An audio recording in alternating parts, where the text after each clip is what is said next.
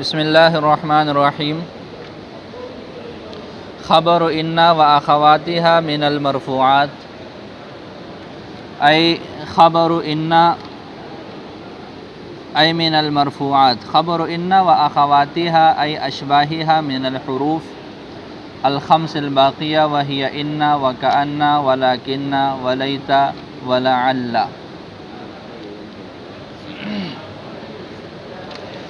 مرفوعات کی وضاحت آپ لوگ پڑھ رہے تھے۔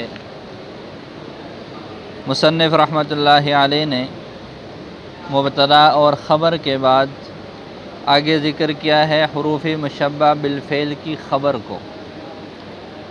حروف مشبہ بالفعل سے کیا مراد ہے اور اس کی خبر سے کیا مراد ہے، شارح نے اس کی وضاحت بیان فرمائی ہے۔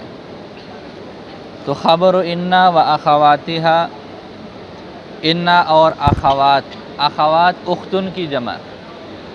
اخت کس کو بولتے ہیں؟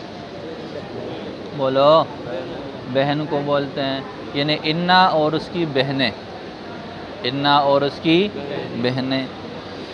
تو یہ سب سے پہلے شارح نے یہ بیان فرمایا ہے، متن کی عبارت دیکھ لیں۔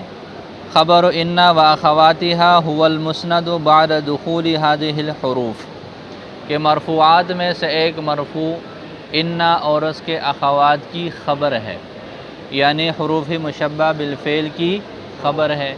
حروف مشبہ بالفعل کی خبر کی کیا تعریف ہے؟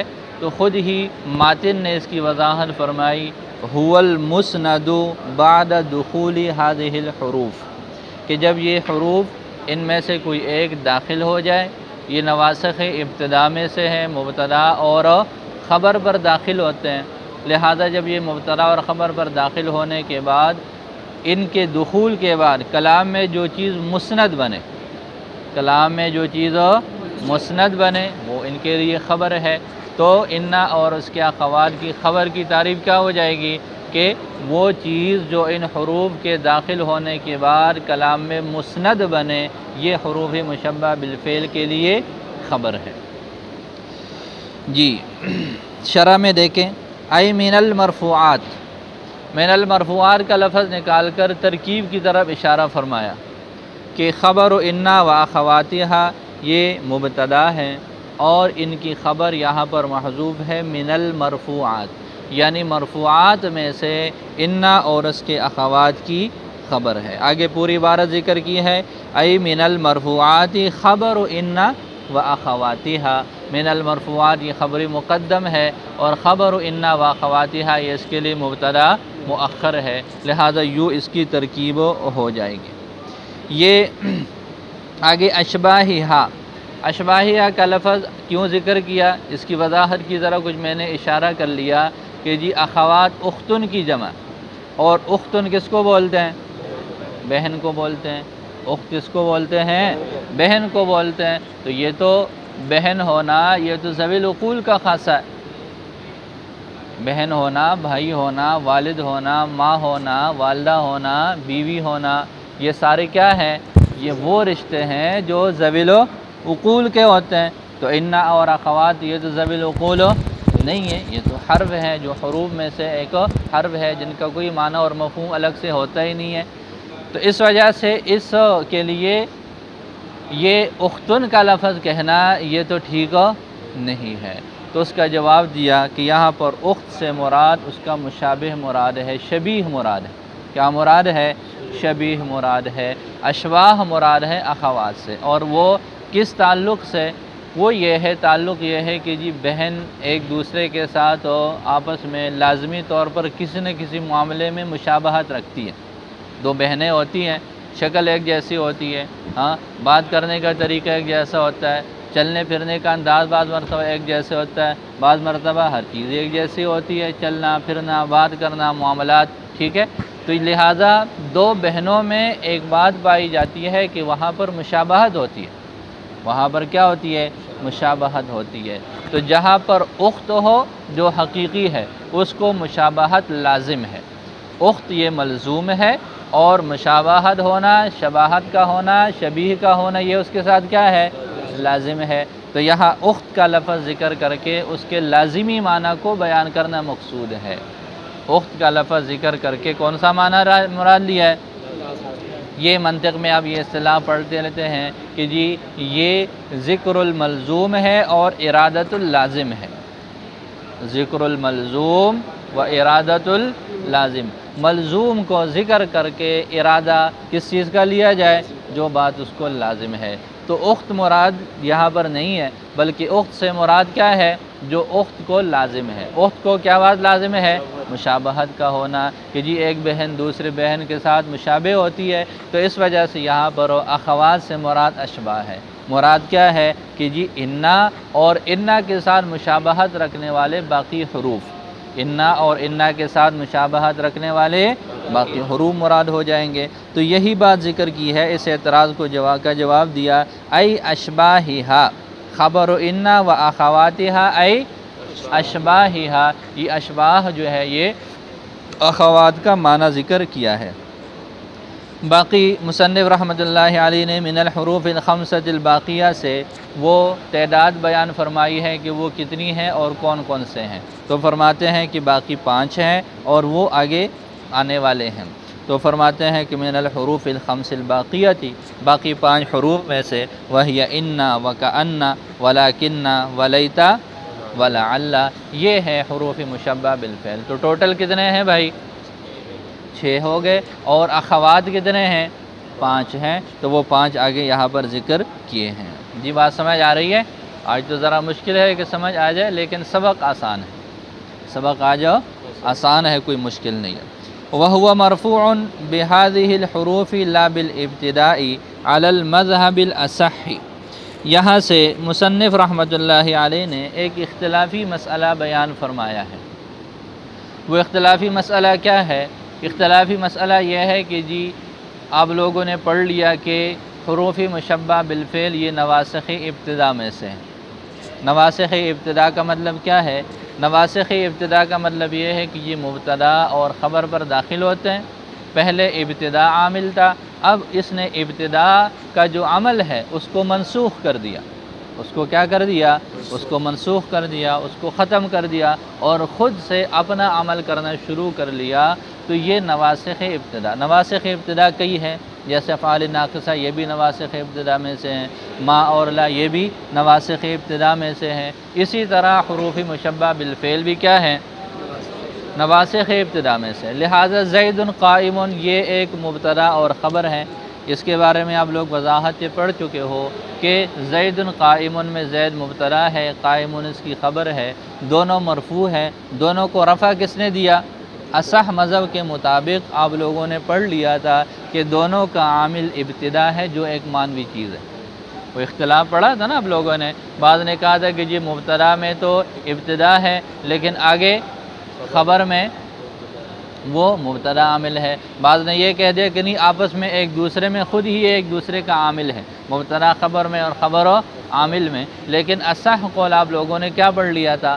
اصح یہی پڑھ لیا تھا کہ جی یہ ابتدا جو ایک مانوی عامل ہے یہی دونوں کا عامل ہے، مبتدا میں بھی اور خبر میں بھی۔ لہذا جب ان داخل کر کے ہم نے یوں کہہ دیا ان زیدن قائم، کیا کہا ہم نے؟ ان زیدن، تو زیدن کی حالت تو تبدیل ہو گئی، پہلے زیدن تھا، اب کیا ہو گیا؟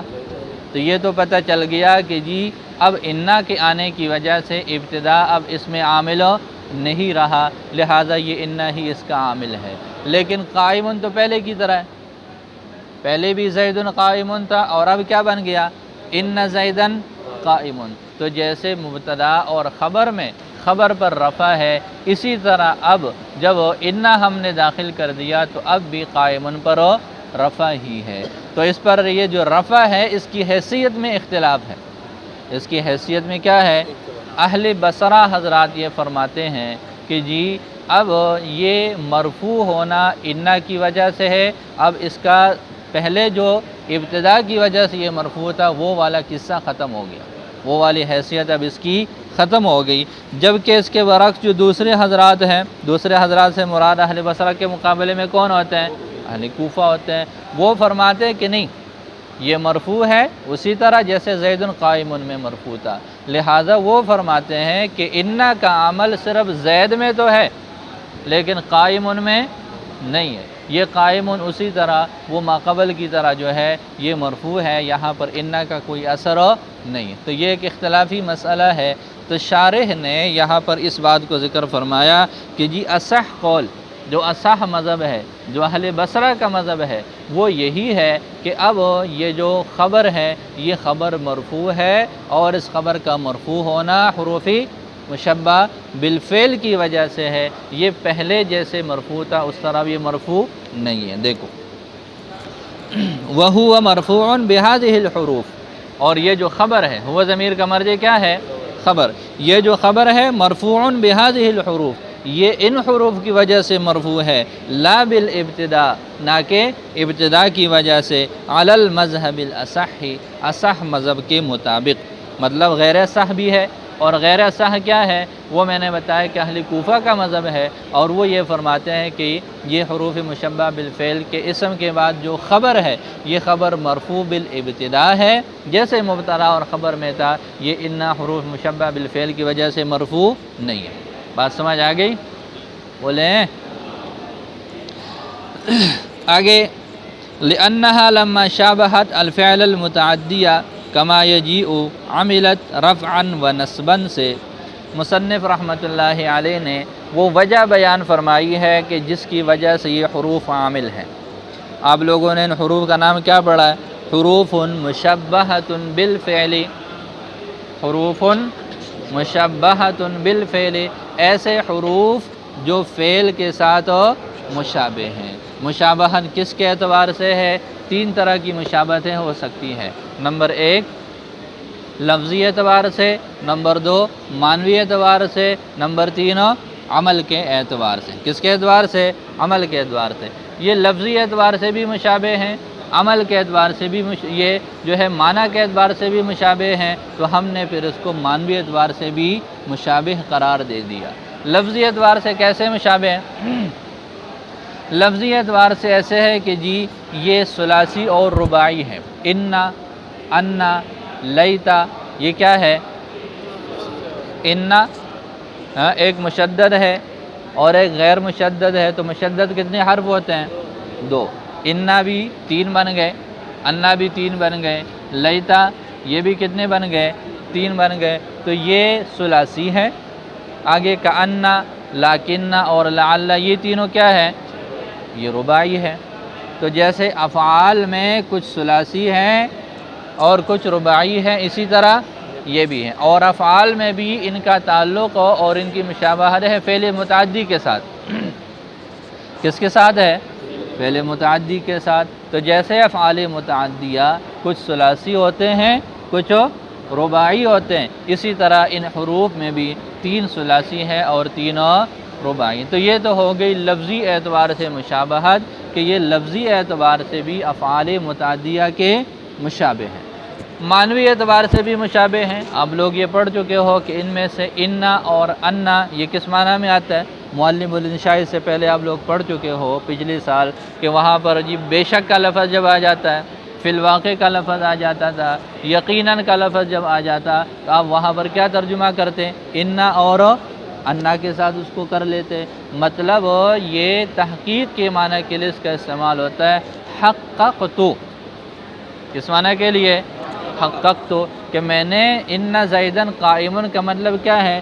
زید کے لیے میں نے یقینی طور پر قیام کو ثابت کیا، تو یہ حققت کے معنی میں استعمال ہوتے ہیں۔ اسی طرح لاکنہ استدرکت کے معنی میں، لعل ترجیت کے معنی میں، اور لیتا تمنیت کے معنی میں۔ تو یہ اس طرح ان الفاظ کے جو معنی ہے وہ بھی افعال والا ہے، وہ بھی کیا ہے؟ تو لفظی اعتبار سے بھی مشابہت ہو گئی، معنوی اعتبار سے بھی مشابہت ہو گئی۔ اب اگلی مشابہت ہے عمل کے اعتبار سے۔ اگلی مشابہت کیا ہے؟ فعل متعدی کیا کرتا ہے؟ فاعل کو رفع دیتا ہے اور مفعول به کو نصب دیتا ہے۔ فاعل پہلے ہوتا ہے اور مفعول به بعد میں ہوتا ہے، ٹھیک ہو جائے گا۔ لیکن فعل کا دو عمل ہیں، ایک ہے عمل اصلی اور ایک ہے عمل فرعی۔ فعل متعدی کے دو عمل ہیں، ایک اصلی اور ایک پر اصلی تو یہ ہے کہ جی ضرب زید عمرن، ضرب فعل متعدی ہے، زید فاعل ہے، اور عمرن پہلے کو رفع دینا، دوسرے کو نصب دینا۔ وضعی ترتیب پڑھی ہے نا آپ لوگوں نے کہ پہلے فاعل ہوتا ہے، اس کے بعد مفعول ہوتا ہے، پہلے فاعل ہوتا ہے، بعد میں کیا ہوتا ہے؟ مفعول ہوتا ہے۔ تو فعل متعدی کا اصلی عمل کیا ہوا؟ پہلے والا جو آئے گا اس کو رفع دینا، دوسرے نمبر پر جو آئے گا اس کو نصب دینا۔ ایک ہے عمل فرعی، اور وہ کیا ہے؟ وہ یہ ہے کہ کام الٹ ہو جائے۔ کام کیا ہو جائے؟ الٹ ہو جائے کہ جی جو فاعل ہے اس کو بعد میں ذکر کر دے، جو مفعول ہے اس کو پہلے ذکر کر دے، لہذا پہلے کو نصب دینا اور دوسرے کو رفع دینا۔ یہ حروف مشبہ بالفعل عامل ہیں، لیکن فعل کی فرع ہے، بذات خود تو عامل نہیں ہے نا۔ آپ لوگوں نے پڑھ لیا کہ ہم نے حروف مشبہ بالفعل کو عامل کیوں بنایا؟ فعل کے ساتھ مشابہت ہے، مطلب ہم نے اس کو فعل کا تابع بنایا، ہم نے اس کو فعل کا تابع بنایا، تو یہ فعل کے لیے فرع ہے، یہ فعل کے لیے۔ تو جب یہ فعل کے لیے فرع ہے تو ان کا عمل بھی کیا ہونا چاہیے؟ فرعی ہونا چاہیے، ان کا عمل بھی فرعی۔ اور فرعی عمل کیا ہے؟ کہ یہ پہلے کو نصب دے اور دوسرے کو، اس وجہ سے ہم پڑھتے ہیں ان زیدن قائم، زیدن پہلا ہے وہ منصوب ہے، اور قائم دوسرا ہے وہ کیا ہے؟ وہ مرفوع ہے۔ تو آپ لوگوں نے پڑھ لیا کہ یہ حروف مشبہ بالفعل عامل ہیں۔ کیوں عامل ہیں؟ اس وجہ سے کہ یہ فعل کے ساتھ مشابہ ہے، لفظی اعتبار سے بھی، معنوی اعتبار سے بھی، اور عمل کے اعتبار سے بھی۔ اور پھر عمل میں آپ لوگوں کو یہ اعتراض بھی کر سکتے کہ جی عمل تو فعل کا یہ ہے کہ پہلے کو رفع دیتا ہے اور دوسرے کو نصب۔ اس کی وجہ بھی آپ لوگوں نے پڑھ لی کہ فعل کے عمل کی دو صورتیں، ایک اصلی ہے، دوسرا فرعی ہے۔ فرعی عمل یہ ہے کہ پہلے کو منصوب کرے اور دوسرے کو، لہذا چونکہ یہ فرعی عامل ہے اس وجہ سے اس کا عمل بھی وہی ہوگا۔ دیکھو لِأَنَّهَا، اس لیے کہ لما شابہت الفعل المتعدیہ، جب یہ مشابہ ہوئے یہ حروف فعل متعدی کے۔ نہ کوئی کتاب ہے نہ کوئی توجہ ہے، کیا سوچ رہے ہو؟ الگ سے کمرہ بنا ہوا ہے تمہارا؟ ہیں؟ ابھی بنائیں گے؟ کما ابھی سے سوچ رہے ہو ہیں؟ طبیعت خراب نہیں ہے، نیت خراب ہے۔ جی ترجمے کی سمجھ آ رہی ہے کہ کچھ بھی سمجھ نہیں آ رہی؟ محمد احمد آ گیا ہے؟ چلو شکر ہے۔ لِأَنَّهَا، اس لیے کہ یہ حروف لما شابہت الفعل، جب یہ فعل کے مشابہ ہوئے فعل متعدی کے، کما یجیء، جیسے کہ بات آگے بھی اس کی وضاحت آئے گی جہاں پر ہم اس قسم کے بارے میں پڑھیں گے۔ عملت رفعا و نصبا، تو اس نے عمل لیا رفع اور نصب کے اعتبار سے۔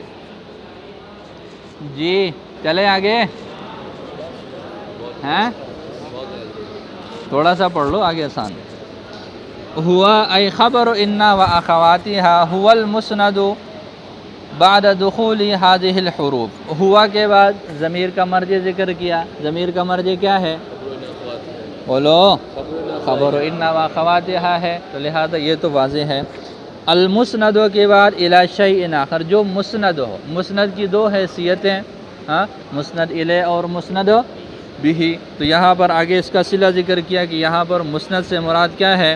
المسند الی شیء آخر، جس کا اسناد کیا جا رہا ہو کسی اور چیز کی طرف، اس کی طرف کسی چیز کا اسناد نہ ہو بلکہ اس کا اسناد ہو رہا ہو کسی اور، تو لہذا دوسرے لفظوں میں ہم اس کو مسند بھی کہہ سکتے ہیں۔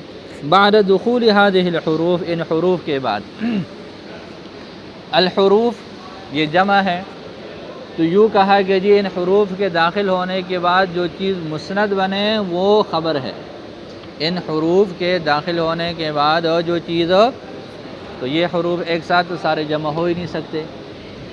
آپ کہتے ہیں ان زیدن قائم، تعریف میں آپ نے یوں پڑھ لیا کہ جی خبر وہ ہے جس پر یہ سارے حروف داخل ہو، تو ان زیدن قائمن پر تو سارے حروف داخل نہیں ہیں، بلکہ کتنے ہیں؟ صرف ایک ہے۔ تو یہ اس وجہ سے فرمایا کہ یہاں پر مضاف محذوف ہے، یہاں پر مضاف محذوف ہے. کیا ہے پوری عبارت؟ بعد دخول احد هذه الحروف، کہ جی ان حروف میں سے بیک وقت کوئی ایک ہی داخل ہوگا، یہ دونوں داخل نہیں ہوں گے، سارے داخل نہیں ہوں گے. تو یہ احد کا لفظ اس وجہ سے ذکر کیا. علیہما یہ صلہ ذکر کیا دخول کا، علیہما یہ دخول کا صلہ کہ جی کہاں پر داخل ہوں گے؟ بولو. تو علیہما کا لفظ ذکر کیا کہ جی مبتدا اور خبر، اسم اور خبر پر داخل ہوں گے. آگے فوائد قیود ذکر کیے. فقولہ المسند، لہذا یہ جو المسند کا لفظ ہے شامل لخبر کانا وخبر المبتدأ وخبر لا التي لنفی الجنس وغیرہا، کہ جی یہ جو مسند کا لفظ ہے یہ عام ہے، مسند سے تمام مسند مراد ہے، چاہے وہ مبتدا کے لیے مسند ہو یا افعال ناقصہ کے میں اسم کے لیے مسند ہو یا ما اور لا کے لیے مسند بنے، یہ سارے مسند اس میں داخل ہو جائیں گے. لیکن اگلا جو لفظ ہے بعد دخول هذه الحروف، اگلا لفظ کیا ہے؟ بعد دخول. تو اب لہذا یہ مسند ہونا خاص ہو جائے گا ان حروف کے ساتھ، تو باقی سارے کے سارے اس سے خارج ہو جائیں گے. آسان ہے دیکھو. فقولہ ماتن کا یہ قول المسند یہ شامل ہے کانا کے خبر کو، مبتدا کے خبر کو، لا التی لنفی الجنس کی خبر کو، اور اس کے علاوہ یعنی جیسے ما اور لا مشابہ بلیسا ہے.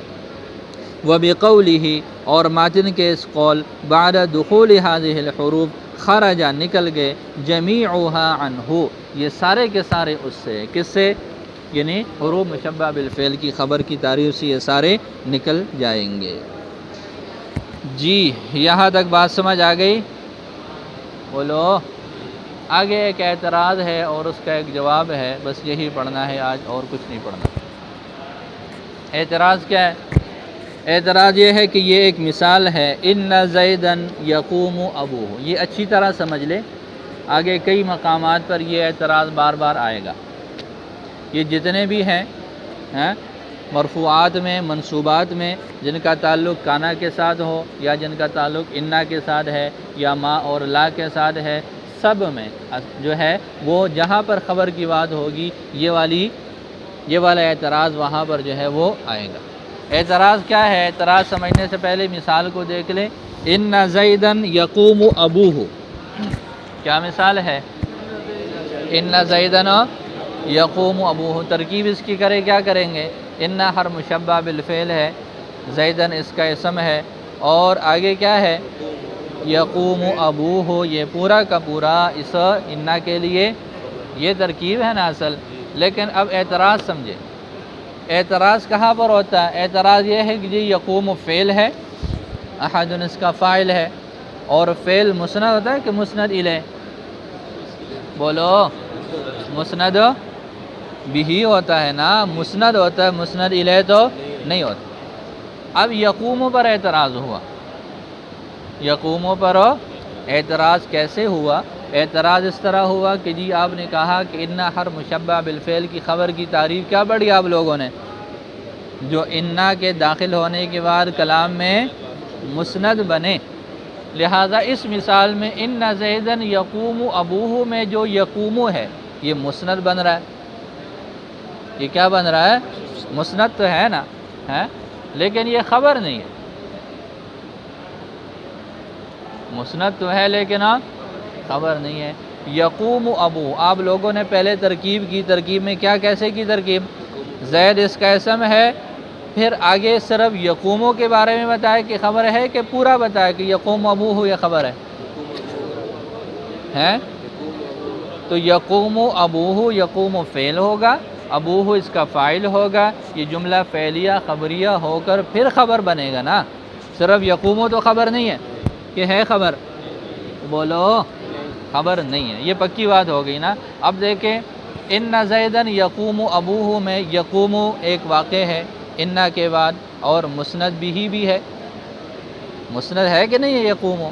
تو آپ کی تعریف تو یقوم پر صادق آ رہی ہے، لیکن یہ خبر نہیں ہے. یہاں پر خبر کیوں نہیں ہے؟ اس کی بات سمجھ آ گئی. خبر نہ ہونے کا مطلب یہ ہے کہ یہ اکیلے خبر نہیں ہے، ٹھیک ہے، بلکہ خبر کا ایک جز ہے. اور آپ کی تعریف کے مطابق تو یہ مکمل طور پر خبر ہی ہے کہ جی انا کے بعد واقع ہے، اسم کے بعد واقع ہے، کلام میں مسند بھی ہی واقع ہے، تو لہٰذا اس کو خبر ہونا چاہیے۔ دوبارہ سن لیں کہ جی آپ لوگوں نے حروف مشبہ بالفعل کی خبر کی تعریف یوں پڑھ لی کہ حروف مشبہ بالفعل کی خبر سے مراد وہ چیز ہے جو ان حروف کے داخل ہونے کے بعد کلام میں کیا واقع ہو؟ مسند واقع ہو۔ اب یہ ایک مثال ہے ان زیدن یقوم ابوہ، یہ جو یقوم ہے یہ اس کلام میں انا کے بعد مسند واقع ہے، لیکن یہ خبر نہیں بلکہ یہ کیا ہے؟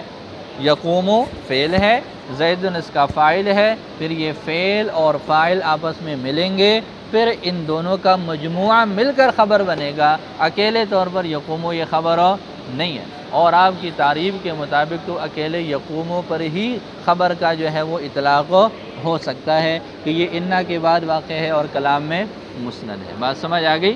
تو اس کا جواب یہاں سے اس کا جواب دیا کہ جی یہ جو بات کی ہے دخول کی جو بات کی ہے کہ جی یہ حروف مشبہ بالفعل داخل ہوں، اور داخل ہونے کے بعد جو چیز کلام میں مسند بنے یا مسند الیہ بنے اس پر یہ احکامات جاری ہوتے ہیں، تو یہ داخل ہونے سے کیا مراد ہے؟ داخل ہونے سے کیا مراد ہے؟ داخل ہونے سے مراد یہ ہے کہ جی ان حروف کا اس میں اثر ظاہر ہو، ان حروف کا اس میں اثر ہو۔ اثر دو طرح سے، لفظی بھی ہے اور معنوی بھی ہے۔ لفظی اثر کیا ہے؟ آپ لوگوں نے پڑھ لیا ان زیدن قائمن میں، زید کو نصب اور قائمن کو اس نے، تو یہ لفظی اثر ہے۔ معنوی اثر کیا ہے؟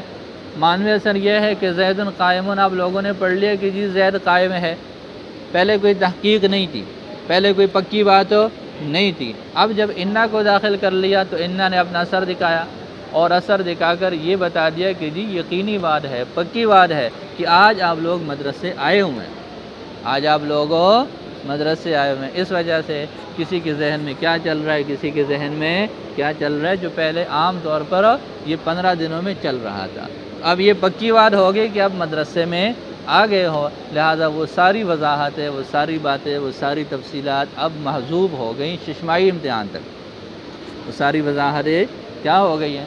محذوب ہو گئی ہیں، تقدیری ہو گئی ہیں، ششمائی امتحان کے بعد جائیں گے انشاءاللہ تو وہ پچھلا ربط سارا جڑ جائے گا۔ اب کیا ہے؟ آپ لوگ آ گئے ہیں، تو یہ یقینی بات علی وجہ تحقق یا علی وجہ تحقیق، یہ والا معنی اس نے دیا۔ لفظی عمل کرے یا پھر کیا کرے؟ معنوی عمل کرے۔ لفظی عمل کا پتہ چل گیا کہ جی اسم کو نصب دے اور خبر کو رفع دے، اور معنوی عمل کیا ہے؟ معنوی عمل یہ ہے کہ جی اسم کے لیے خبر کا ثبوت علی وجہ التحقیق ہو جائے۔ اب دیکھیں یقوموں میں کیا ہے؟ یقوموں میں انا عمل کر رہا ہے، صرف یقوموں میں لفظی طور پر ہیں، لفظی طور پر یقوموں میں انا عمل کر رہا ہے؟ نہیں کر رہا۔ کیوں نہیں کر رہا؟ اس لیے کہ انا کے عمل کا تعلق وہ صرف یقوموں کی ذات کے ساتھ نہیں ہے، یقوموں کی ذات کے ساتھ نہیں ہے۔ معنوی عمل بھی نہیں کر رہا۔ معنوی عمل کیوں نہیں کر رہا؟ اس مثال میں دیکھیں کہ یہاں پر ان زیدن یقوم ابوہ میں یقوموں کو کس کے لیے ثابت کرنا ہے؟ زید کے لیے کرنا ہے کہ اب کے لیے کرنا ہے؟ بولو، اب کے لیے کرنا ہے نا۔ تو یہ انا یہاں پر ظاہری طور پر لفظی بھی عمل نہیں کر رہا، معنوی اس کا عمل یہ ہے کہ خبر کو ثابت کرے کس کے لیے؟ اسم کے لیے، اور یہاں پر یہ یقوموں کو زید کے لیے ثابت نہیں کر رہا۔ تو مطلب یہاں پر انا ہے تو صحیح، لیکن اس کا یقوموں میں دخول ثابت نہیں ہو رہا، اس لیے کہ ثبوت کا کیا مطلب ہے؟ دخول کا کیا مطلب ہے؟ دخول کا مطلب یہ ہے کہ اس میں عمل کرے، اس میں اپنا اثر ظاہر کرے، اور یہ یہاں پر نہ لفظی طور پر ظاہر کر رہا اثر اور نہ ہی معنوی طور پر۔ تو پتہ چلا کہ انا کا تعلق براہ راست یقوموں کے ساتھ نہیں ہے، پھر کس کے ساتھ ہے؟ یہاں پر یقوم مسند ہے، لیکن وہ مسند کس کے اعتبار سے؟ وہ اسم کے اعتبار سے نہیں ہے، بلکہ وہ اپنے فاعل کے اعتبار سے، لہذا جب یقوم اپنے فاعل سے ملے گا تو پھر یہ پورا جملہ، اب اس پورے جملے پر وہ ظاہری طور پر بھی عمل ہوگا اور معنوی اعتبار سے بھی عمل ہوگا کہ یہ پورا جملہ بنے گا، یہ پورا جملہ پھر محل رفع میں ہوگا اور محلاً یہ مرفوع ہوگا۔ یہ پورا جملہ بنے گا نا پھر یہ پورا جملہ محل رفع میں ہوگا، قائمن کی جگہ پر واقع، تو یہ محلاً مرفوع ہو جائے گا۔ اور معنوی اثر بھی کر رہا ہے کہ پورے یقوم ابوہ کا جو معنی ہے وہ اس نے ثابت کرنا ہے کس کے لیے؟ زید کے لیے۔ سمجھ آ گئی بات کچھ تھوڑی بہت؟ تو دوبارہ سمجھ لیں کہ جی اس مثال پر اعتراض ہوا کہ ان زیدن یقوم ابوہ میں یقوم، صرف یقوم کے لفظ پر آپ کے خبر کی تعریف صادق آ رہی ہے، جبکہ یہ تو خبر نہیں ہے۔ اس کا جواب دیا کہ جی خبر یہ ہے یا نہیں ہے، اس کا فیصلہ ہم اس سے کریں گے کہ اس پر انا کا اثر ہے یا نہیں ہے۔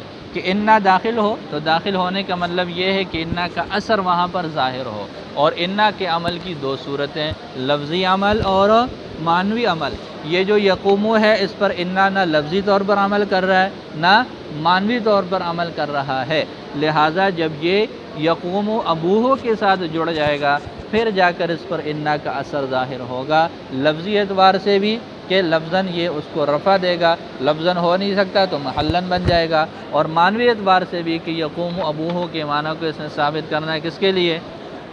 لہٰذا جب یہ والی وضاحت ہو جائے گی تو پھر اعتراض نہیں ہوگا کہ صرف مسند ہونا کافی نہیں ہے، انا اور حروف مشبہ بالفعل کے آنے کے بعد کسی چیز کا کلام میں صرف مسند ہونا کافی نہیں ہے، بلکہ انا اس کے اوپر اپنا اثر بھی ظاہر کرے، اور اثر ظاہر ہونے کے لیے کتنی صورتیں؟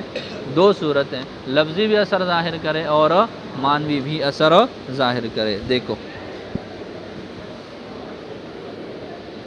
والمراد بدخول هذه الحروف علیہما، اور ان دونوں پر ان حروف کے داخل ہونے سے مراد یہ ہے ورودها علیہما، ان الفاظ اور کلمات کا وارد ہونا ان دونوں پر، لإیراث اثر فیہما، ان دونوں میں اپنا اثر لانے کے لیے، لفظی طور پر یا پھر معنوی طور پر، فلا ينتقض التعریف، لہذا یہ تعریف نہیں ٹوٹے گی یقومو کی مثال کے ساتھ آپ کے ہمارے اس قول میں ان زیدن یقوم ابوہ، فإن یقوم ہا ہونا، اس لیے کہ یہ جو یقومو کا لفظ ہے یہاں پر من حیث اسنادی ہی الی ابوہ، اس کا ابوہ کی طرف اسناد ہونے کی حیثیت سے، لیس مما يدخل علیہ انا، یہ ان میں سے نہیں ہے جن پر انا داخل ہوتا ہے بہذا المعنی، اس معنی کے ساتھ۔ سمجھ آ رہی ہے؟ کسی چیز کا خبر بننا انا کے لیے کب ہوتا ہے؟ جب انا اس میں ظاہری طور پر یا معنوی اعتبار سے عمل کرے، اور اس مثال میں یقوموں پر انا کوئی عمل نہیں کر رہا، بل انما دخل، بلکہ یہ انا تو داخل ہے علی جملۃ یقوم ابوہ، یقوم ابوہ کے جملہ پر، یقوم ابوہ کے جو پورے جملہ پر یہ داخل ہے، یہ صرف یقوموں پر داخل نہیں ہے۔ دو جواب اس کے اور بھی دیے ہیں جن کو رد کیا ہے شارح نے، وہ انشاءاللہ کل پڑھیں گے، کل دوبارہ بھی اس کو تھوڑا سا پڑھ لیتے ہیں۔